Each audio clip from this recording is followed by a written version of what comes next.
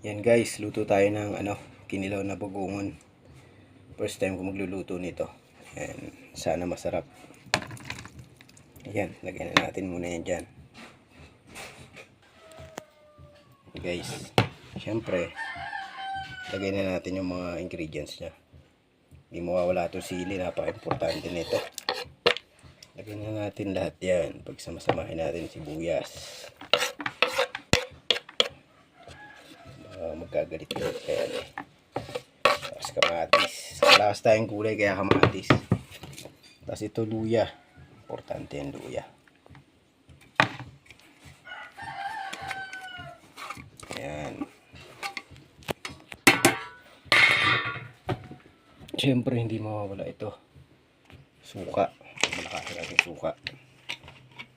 Tensiometer na lang tayo. Ayan o. Masarap, maraming sabaw guys. Yan.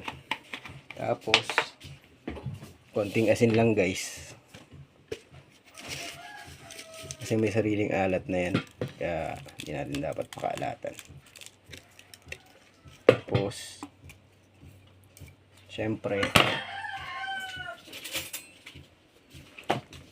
haluin natin.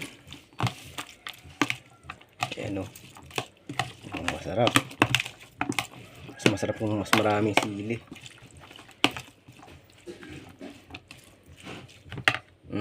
Pwede na kaagad yan. Ito mga ladies. Ito. Ang sarap. Alay ko. Ang anghang.